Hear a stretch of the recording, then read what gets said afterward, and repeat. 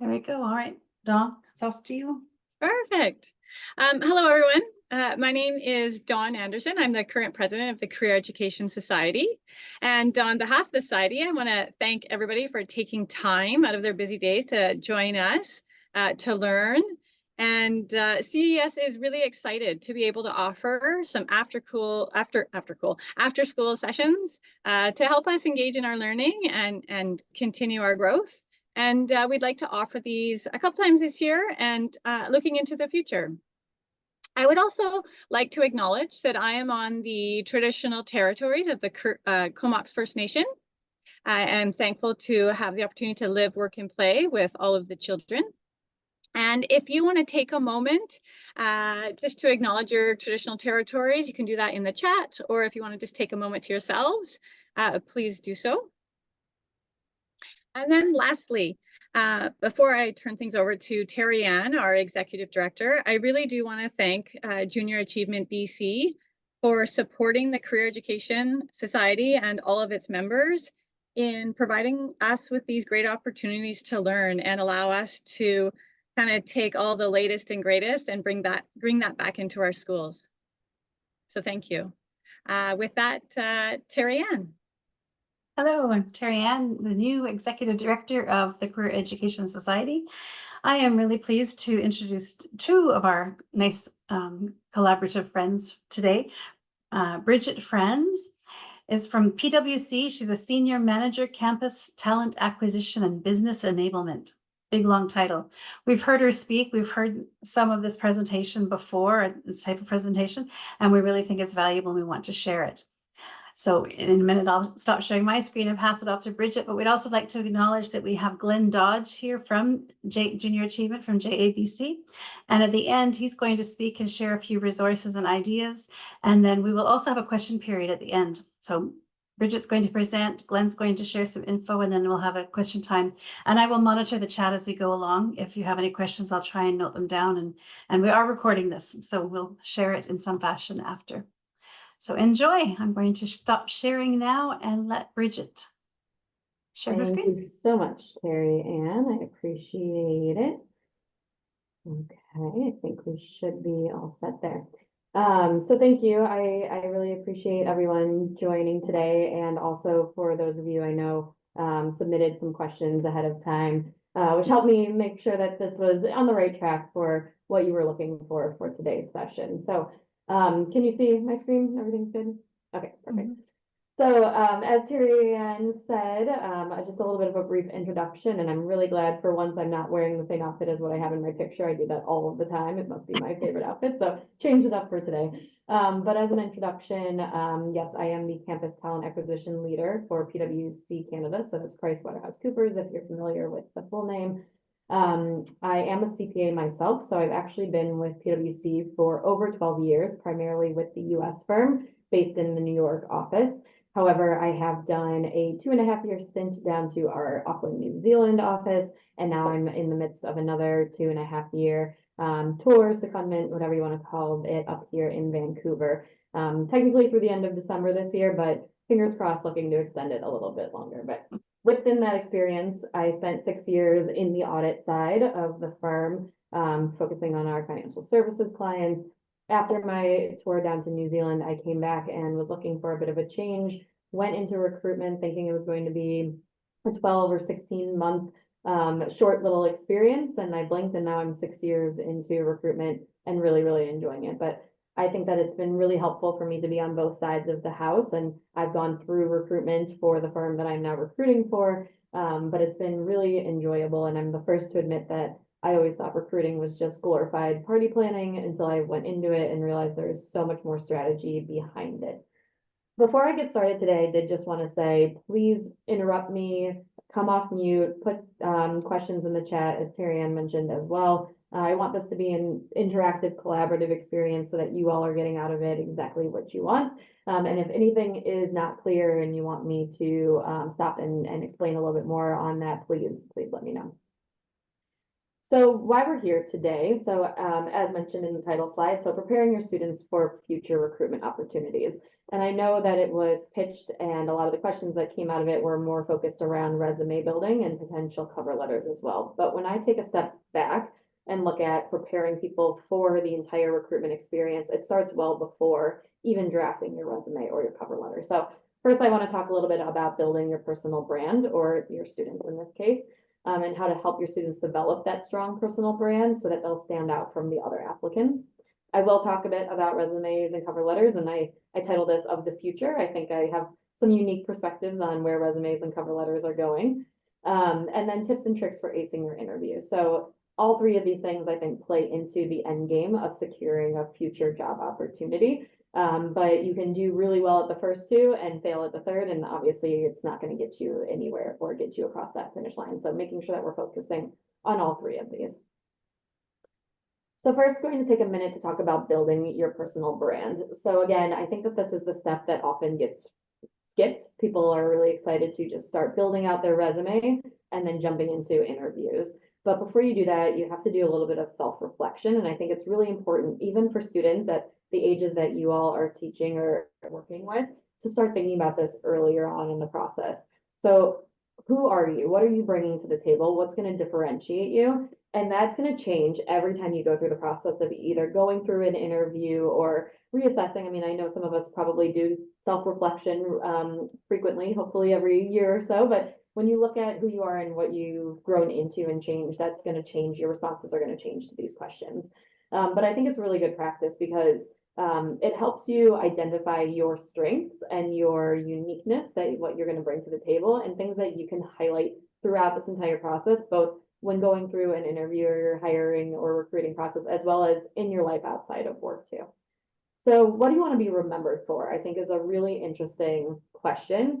And I don't mean that in terms of when you pass away in 10, 20, 15, 30 years from now. It's not that kind of impact. It's more you meet someone and you happen to talk to them in line at the coffee shop and you walk away. What do you want that person to remember you for? So authenticity, making a connection. So practicing those connections and the communication skills and developing a way of introducing yourself in a way that they're going to remember you, remember your name and who you are. Differentiation, so standing out. What is it that you bring to the table that somebody else might not? And that can be everything from just having a great, polite demeanor to being able to solve the hardest math problem in the room or anything along those lines, right? It can be an attribute of yours or a strength in terms of a skill set as well. And then experience, so being memorable. So thinking about the connections that you're going to make and what is the takeaway that they had of, oh, you know, I had this really interesting conversation with someone the other day. They were extremely lively and really passionate about what they were presenting to me. So all things that I think are really interesting to consider when you are building out your brand. And then the elevator pitch. I'm sure everyone or most of you have heard about the elevator pitch and how it's a really good exercise to practice. So the entire idea here is if you were stuck on an elevator, let's say with maybe Bill Gates, and you've got 20 floors to make an impression on Bill Gates, what are you going to do? How are you going to position yourself? And if that's a job that you're going for with him, what can you say in those first 20 to 60 seconds that you're with them? Because we all know that we're all faced with a lot of different distractions in this world, and the first immediate interactions that you have are the most important. So who are you? What do you do? What do you have to offer? Again, goes back to that differentiation and the overall experience that you're having. So these to me are really important to practice. Again, starting at a student level all the way up to a high performing professional well into their career. And it's really about communication. And the more that you really think about who you are, what's going to differentiate you, and how can you make the most impact in a short amount of time. The last point I have on here is networking to make your brand known. So again, you can do all of these steps, but if you're sitting there and rehearsing against the mirror, that's not going to get you anywhere. So finding opportunities to network, and that doesn't have to be as defined as going to a networking session. So my firm holds many, many different events, whether we're on campus or in our offices to meet people. That's a great way as well, obviously, as they grow older in their experience to actually go to these events. but you can network with your parents' next door neighbor's best friend. You can network with other students that their students are meeting, whether it's in organizations or through coursework too. It's all about building out that network so that when an opportunity comes up and you happen to, for instance, with my experience coming up to Vancouver, I knew someone in this office that I had just happened to connect with many, many years ago, and it helped get me across the line to actually get this experience. So we all know the power of having relationships in that network, but I think this whole exercise and this whole talk today is about how can we scale this down to look at even younger students' perspective of it's still important. It might not have to be as defined as what we know networking to be. There's so many other ways that networks can come about. Okay. Next up, resumes and cover letters. I know this was a lot of questions had come through about resumes and cover letters, so I want to take some time to talk through this. I've listed here the first bullet point saying our cover letter is a thing of the past. So from my personal experience in financial services, going through recruitment, we do not ask for cover letters. We have thousands of applicants that we get every recruiting campaign, so about 2 or 3 times a year for a handful of roles in certain circumstances. We're not going to take the time to read through everybody's cover letter. I love a nice story about why someone wants a job, but at that point I got seconds to look at the resume, to look at your strengths in terms of GPA, what you're bringing to the table, and decide whether we're going to bring you through to interview. I know that there is a lot of arguments about your different employers might feel differently, and there's definitely positions that I've even seen posted on LinkedIn where they are still requiring cover letters.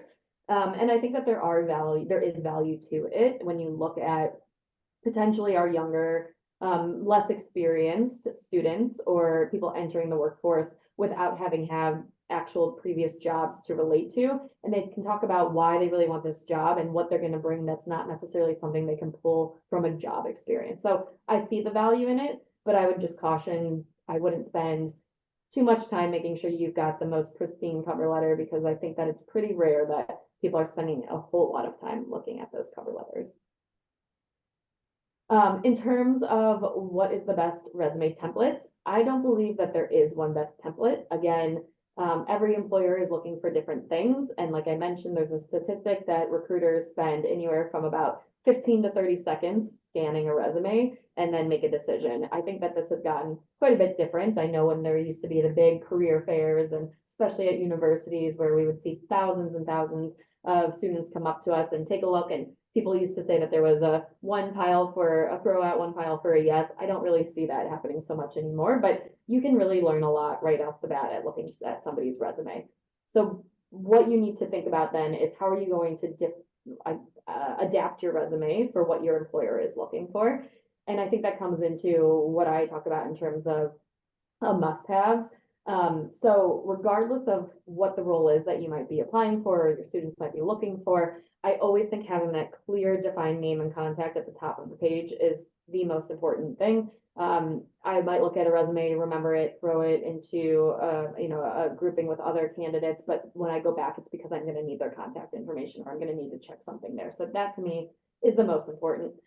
Education first, I put this here because of the population that we are addressing in this conversation, because generally there's not a lot of experience. I mean, I understand with the students that you all are working at, they haven't gone on to their university yet, but whether they can still talk about some of the experiences that they've had within their education, a group project, any type of a role helping out at school, or anything that really helps show that skill set coming through, I think is a predominantly important aspect. But then even going on to university and fresh grads from university going into the workforce for the first time, for sure, education should be at the top of the list when looking at the resumes.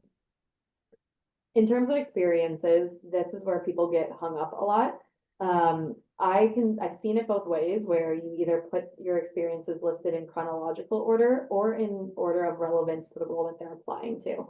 So maybe you've previously, or they've previously held a role that is much more in line with the role that they're actually applying to, but it was a year or two ago, and there was another role that happened between then. I'm okay with seeing that other role first, because again, I'm spending 20 seconds. I don't want to have to flip to multiple pages to actually get to a role that shows, oh, they do have that skill or that prior experience, if it is something that actually matches with this job description. Chronological order is what you see most common, but again, I think that there is some flexibility in potentially shaking that up a bit.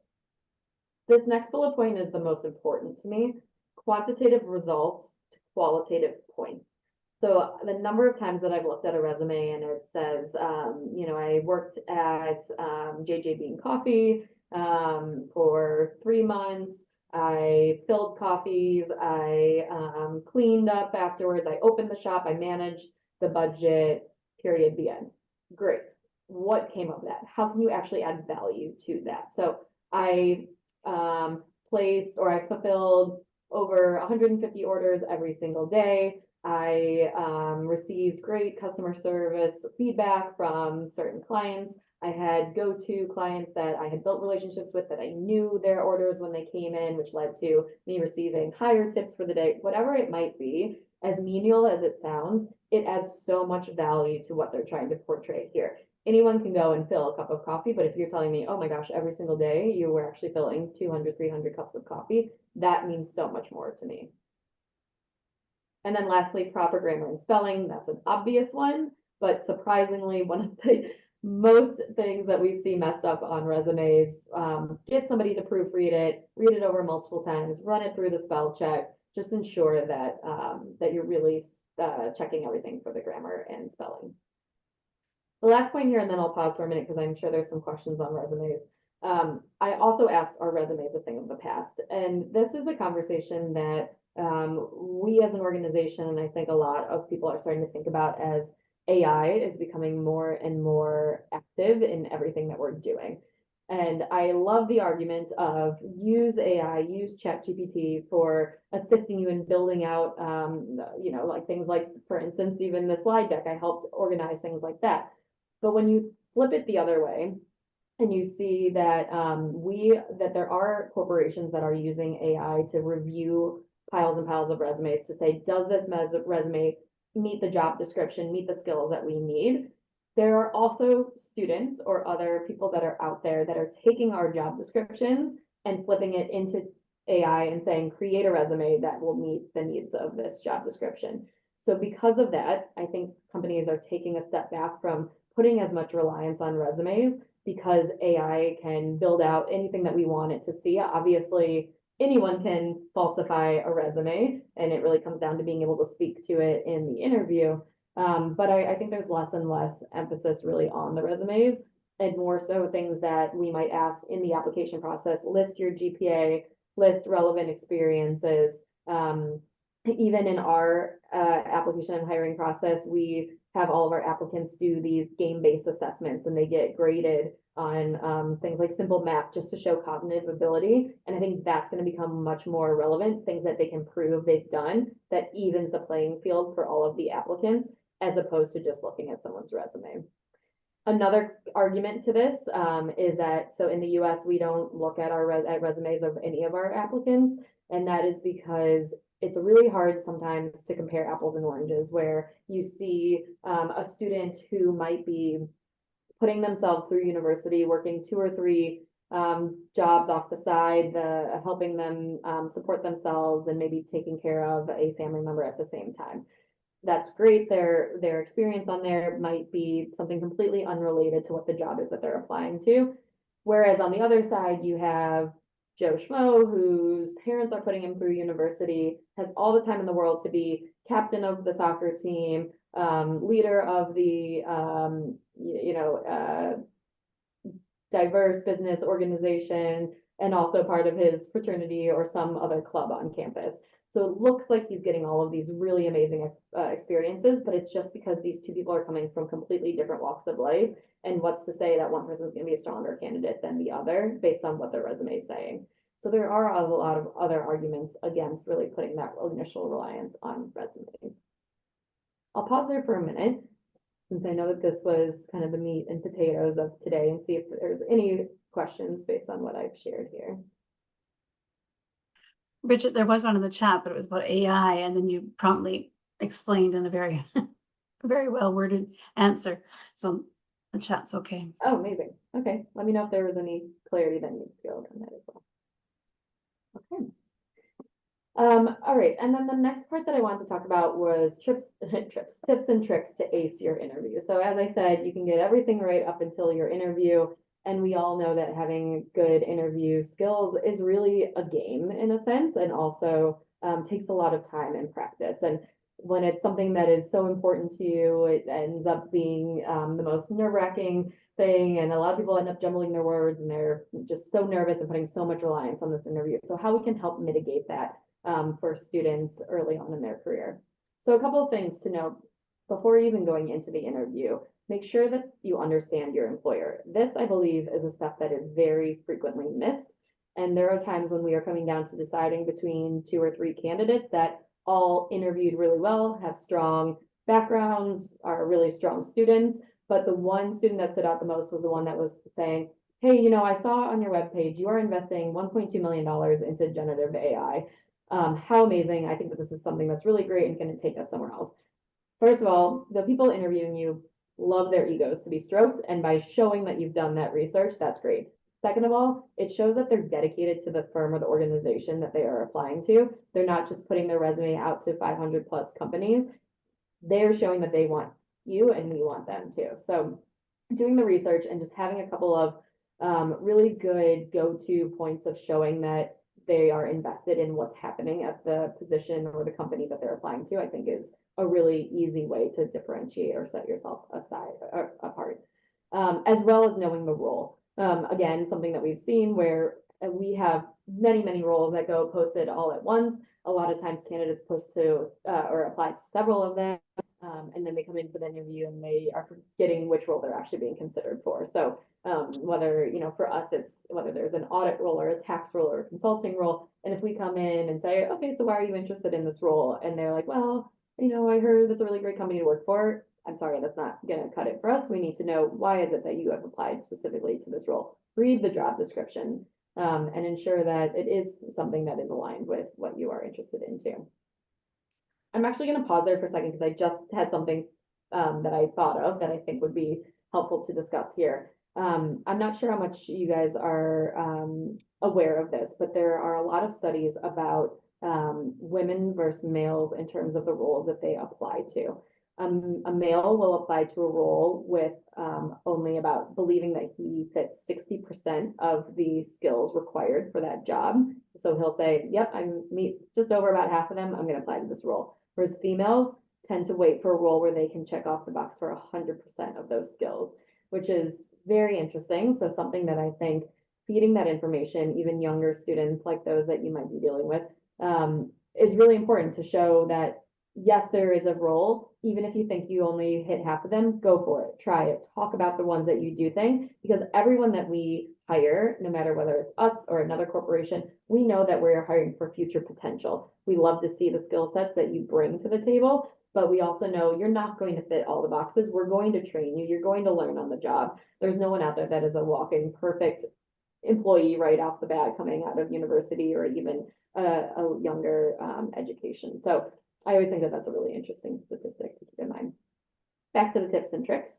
So practicing virtual in-person mock interviews, I think are extremely important. I think there's a lot of, I actually list in resources at the end. I did a quick search and there are some both free and a small fee sites out there where you can practice your interviews and do mock interviews. I also know that at the university level, a lot of career centers will run that for you. And you just cannot get enough practice. And I think that that is so important.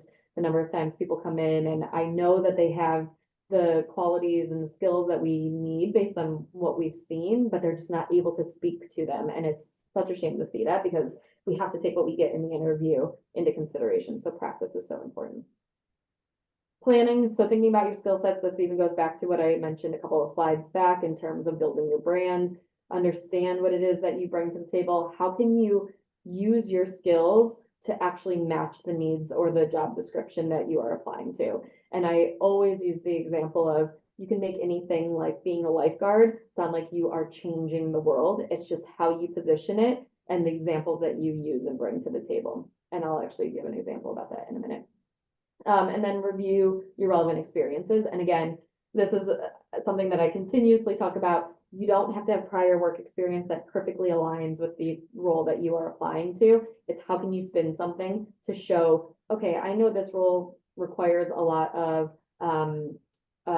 relationship building. I've built relationships through my project work at on an assignment that I was given. And because of that, I now have a stronger relationship with some of my fellow students. You can spin things to show the skills, the soft skills, through other experiences that might not currently be exactly what you think would be aligning with the role. And then lastly is the STAR method. And I'm going to spend some time on the STAR method if you haven't heard about it. This to me is like changed my entire perspective on how to interview. And I actually use this a lot even in my day-to-day with presenting different things to some of my stakeholders while at work. So the STAR method is situation, task, action, and result. And I'll read through this and then I'll work it through an example. So the basis of this is when you are asked a question in your interview, your response should include all 4 of those. So the S is the situation, so explaining the situation so that the interviewer understands. If you jump right in and you say, yeah, I had this project, it was really great. Like, okay, explain the project. Talk about what the situation was. Was this a project at school? Was this a project outside of school? What might that be? The T is the task. So what was the problem or challenge that you had to take responsibility for completing? Or what was the goal of what you were doing? What were the actions? So A is actions that you took to complete the task and reach that goal. And the R is the most important and the most often forgotten. And it drives me crazy when I'm holding an interview and people forget to close the loop with the R. Again, goes back to the same thing about the resumes, quantitative with qualitative. What were the results? So it's important to highlight those actual quantifiable results to show what the impact was. So what I've included here is actually one of our interview questions at the moment that we do ask our students coming in. And it says, tell me about a time when you've sought feedback in order to develop some aspect of your performance. And the reason I want to add this question is because I want to show what I've been saying throughout this entire call about how you take something even as student before university level in high school or younger ages, an experience that they might have had, and turn it into responding to a question like this. The example I'm going to use is a 16-year-old that has frequently house sat, so was house sitting for a neighbor, and they've been asked to house sit for another neighbor down the street instead. So let's say this question comes up, tell me about a time when you've sought feedback. And they can sit there and they can think, okay, situation. So historically, we have an next door neighbor that we are really good friends with. And every year for 2 months, they go down to Southern California and they ask me to house sit. The task would be every time that I do that, I'm responsible for bringing in the mail, watering the plants, taking out the trash every couple of weeks, and just checking to make sure everything is in order. Action would be I was approached by another family down the street. They also asked me to house sit for them. And before I did that, I wanted to make sure that I was actually meeting all the expectations of the current house that I house sit at. So I set up some time with them and I asked them I came prepared with questions. I asked them to give me any feedback or anything that they think I could do differently before jumping into another opportunity. And the results were that they told me overall I was doing a really great job. They were really appreciative. The only thing would be if I could remember to clean up the driveway after I bring back the trash in, and going forward, I made sure to do that. Because of this, I was able to go into the next house sitting opportunity, secure the job, and did a phenomenal job at that. Very mundane task, very simple explanation, but again, elaborate on it, embellish it. I don't ever tell anyone to lie, but I'm all for embellishing and making, like I said, the simplest thing like house sitting your next door neighbor's house sound like you were the CEO of a company. And I think that's fair because what we wanted to show is I thought through how am I going to present myself to this new client, if you want to call them a client, how I built out the relationship with the current house sitters that I was, or family that I was house sitting for, and how I was able to think about the feedback I received to adapt and change. It's all about showing those steps through whatever example you want to give. Okay, and then just really quickly, a couple of other tips. I'll go around the loop here. So dressing for the job, this one's an interesting one. I think it catches people up quite a bit because different employers will tell you dress for the day, come as you are. But I still think that it's important to come up and look classy and confident and cleaned up. So always overdress. Do your research. I mentioned that already. Pause before answering questions. I think a lot of people are intimidated by silence. There is nothing wrong with saying, let me take a minute to think about this, take a few minutes, and then say, you know what, I have a really great example, and you can dive into that. Speaking with energy, no one likes a boring, monotone speaker, but again, no one's going to come out and tell anyone that they're boring and monotone. So really being self-aware of how you are presenting yourself in the interview, which goes right into the next one about being aware of your body language. I once had an interviewer tell me that the candidate was so nervous and they were biting their nails the whole time. And obviously that's just not portraying yourself in a strong manner. Using specific examples, cannot harp on that enough. Tooting your own horn. This is the one that I love to tell our candidates. It's the one time you're able to brag about yourself and no one's going to call you selfish. And like, make sure that you are emphasizing the skill sets that you think are your strongest or the things that you are really, really proud of. Even if the question isn't totally in line with something you want to make sure they're aware of, spin it so that you can get back to talking about one of those examples. Using appropriate language, prepared with your questions for the interviewer. This one is also a really good one. There are so many easy Google questions to ask your interviewer and really, really good ones depending on what type of company that you're going to or interviewing with. Thank the interviewer and then making sure that you are on time for your interview as always too.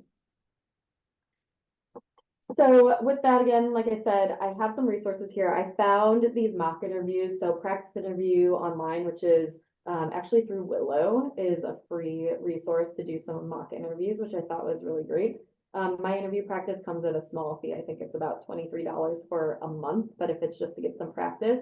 But more than that, I think that there's probably even resources on local universities for students that aren't even at the universities that younger students might be able to leverage. But I think that that's just one of the most important things is to practice. I've also included through LinkedIn, there's so many opportunities for resume workshops and other ACE interview tips and tricks that come up a lot of times just through LinkedIn. And Coursera is also a common one that we hear of that people leverage for help with their resumes and their cover letters.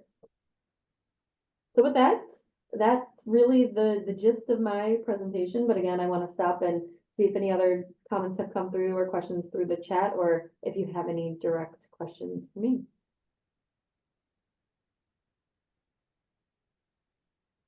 There are none in the chat, but does anyone in the Zoom room have a question to speak out loud?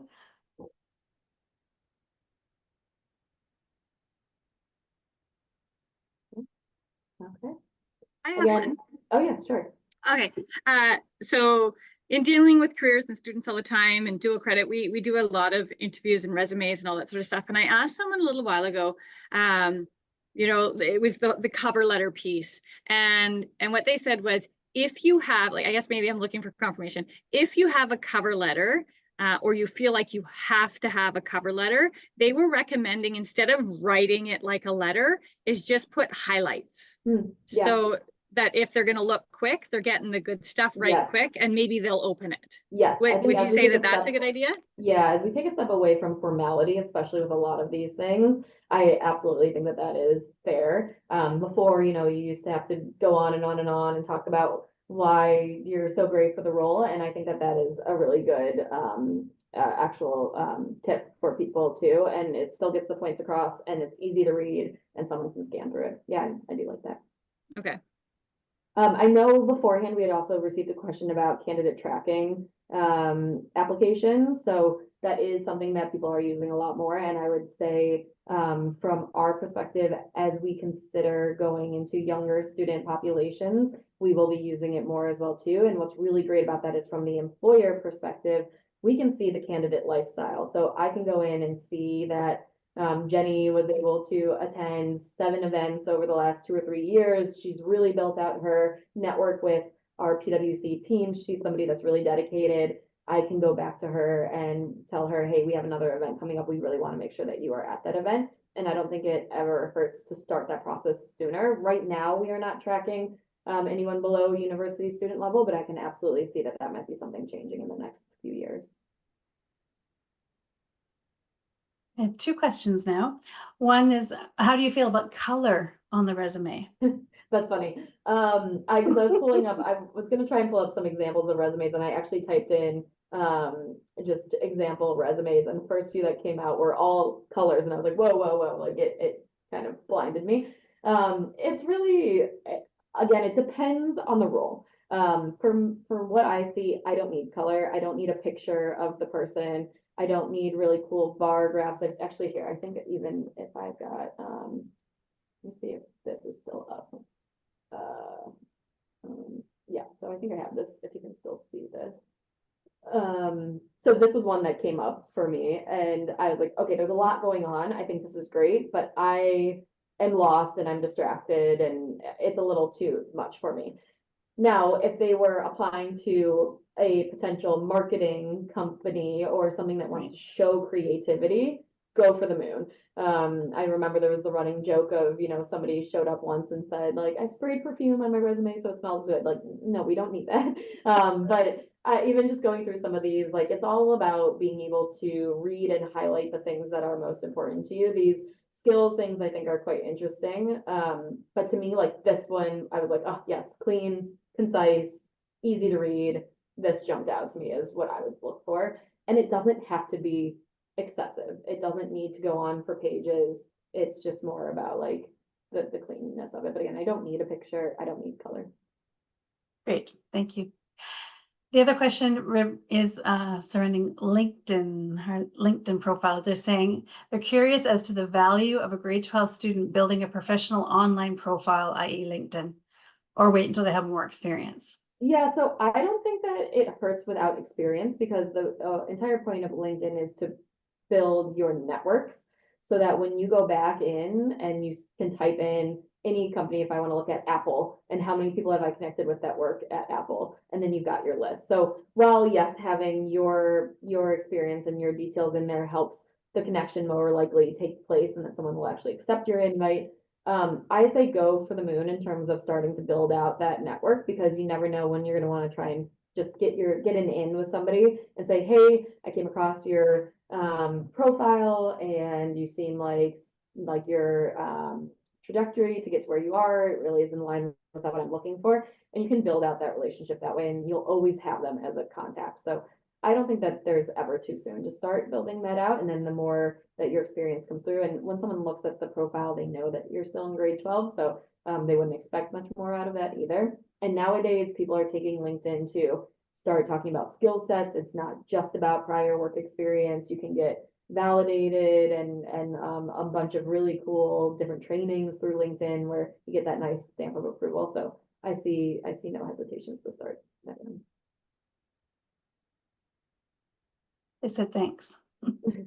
No problem. Great. All right. I then will stop sharing my screen. But as mentioned, please feel free to reach out. Terry Ann can give you all my contact information if needed. I'm happy to help with any questions that you might get, but I hope that was helpful. Thank you so very much, Bridget. I'm so happy that the connection was made to bring you on. That was wonderful. I learned a few tips.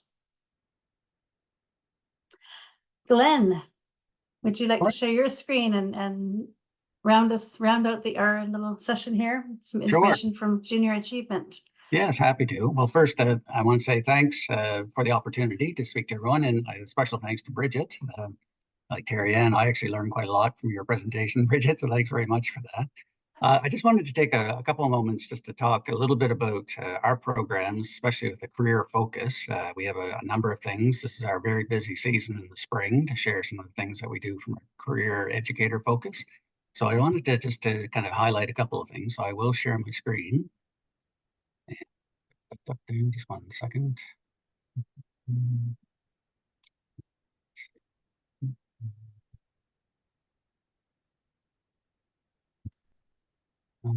Okay, there we go. Okay. All right. So Terry Ann, can you give me a thumbs up that you can see it all right? Yes, great. All right. So let me see if I can get the presentation started here. Just 1 second.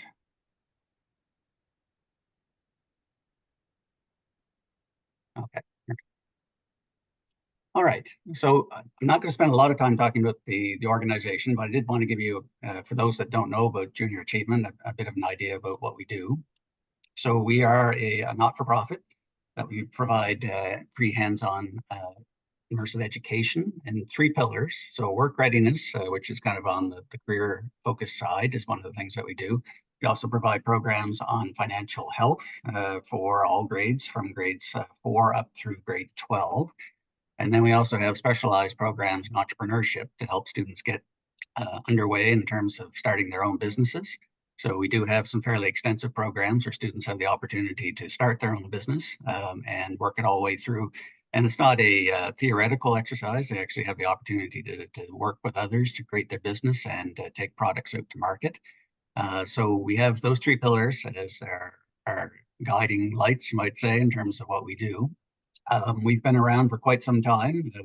Still seem to be a well-kept secret. We've been around for over 65 years now. We were the first charter for junior achievement outside of the first one that started in the US.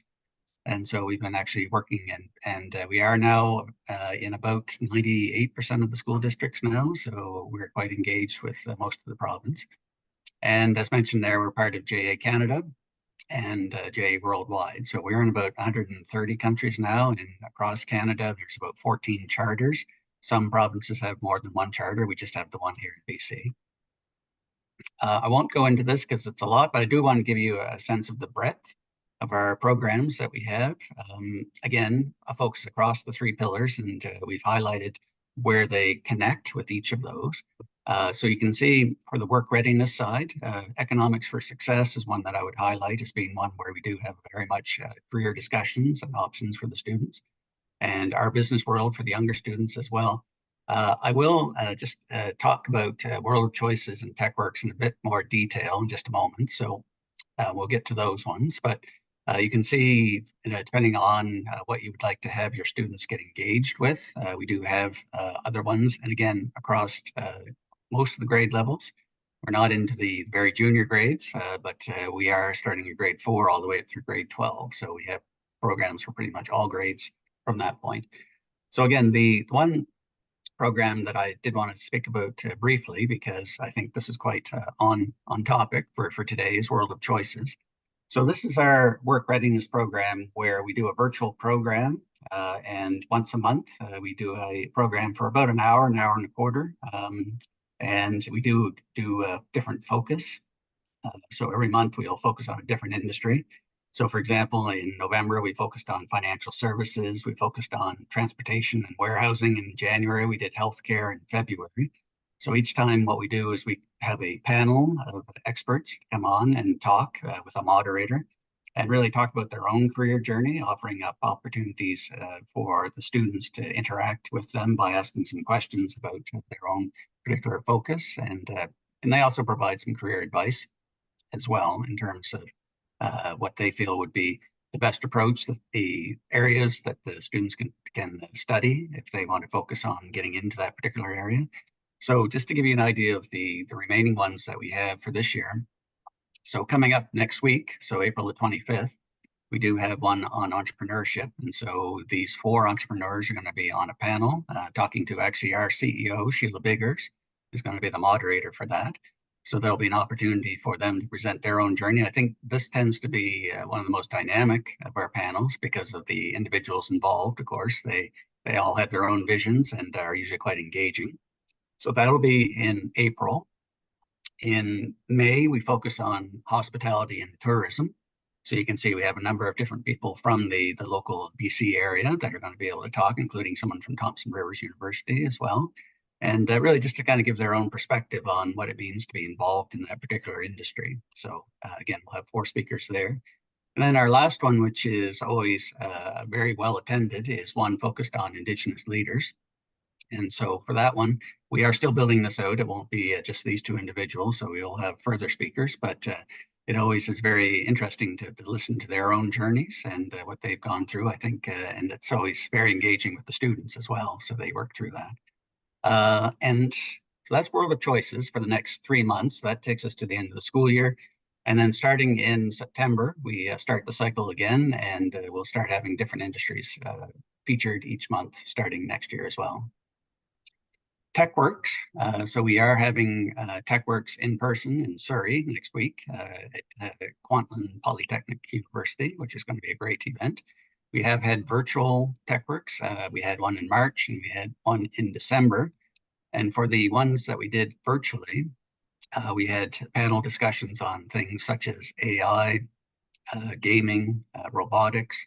And so we had a number of different individuals that were there and talking about their own specialties and their focus as well. So it is a career-focused discussion, but in this case, it's very focused on technology.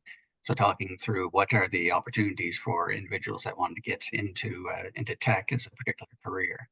So even though the virtual ones have passed, so again, the most recent one being in March, we now have created a TechWorks recordings library. And so all the sessions that we did in March are now available. And so I've highlighted a couple there. I've got a couple of QR codes there, and I had provided the presentation through to Terry Ann. So hopefully, Terry Ann, if you're able to share that presentation, people can use the QR codes there as well. So these are all available on demand. So you can use, you can figure out the time that works best for your students to be able to watch these. And again, very engaging discussions with these individuals, dynamic and interesting, and all these different areas that they're actually engaged in. And another QR code for you. So in case any of those other particular programs would be of interest to you, we do have obviously the opportunity to register for those. We are looking at, so we are about mid-April now. So usually through April till the beginning of June, mid-June, we are still connecting people with our programs. And for our particular programs, what we do is we actually engage volunteers from the business community to come in and deliver the program. So if you wanted to do an Economics for Success program, for example, we would find somebody from the local community to come in and deliver the program for you. So they act as facilitators. And there's also the option, if you wanted to do the program yourself. We have training sessions available for both educators and for volunteers. So that's an available option for you as well. And that's my details there. So you can feel free to reach out to me. And jabc.ca is your one-stop shop if you wanted to go and learn anything more about us and about our programs. So I'll stop sharing there. And I don't know if anybody's got any questions on any of our programs. Happy to take any of that. So. There is another question saying, any resources available that CLE 10 and CLC 12, those courses for graduation, can incorporate into curriculum delivered exclusively online but asynchronously, so students are all working on the course content on their own. No opportunity to gather these students to participate in live sessions. Yeah, so I think perhaps the recordings would be a good option there. I think if you wanted to make those available through the students, because again, that's an opportunity for people to do it, you might say, on demand. So that would be probably the best recommendation I could take, at least in terms of having a focus on tech, I would say. So. And sometimes those courses are not offered in the timetable, so that probably flavors that question. Awesome. Right. Well, if there's no other questions, again, happy to discuss at any point. You have my contact details, and you can always reach out. And with that, I'll again pass it back to Terry Ann. I was going to offer a huge thank you. Our first after school session, and I'm happy. I've learned some new things. I hope our attendees have learned a few tips and tricks, and really appreciate your time, Bridget and Glenn. Thank you so very much. Thank you for having us. Yes, thank you, everyone. Anything else, Dawn, on behalf of CES? Thank you. We'll stay tuned.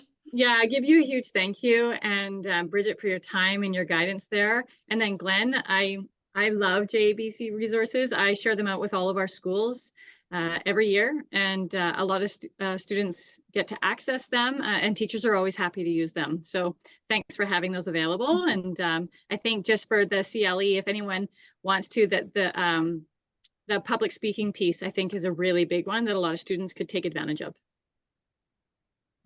So thank you both.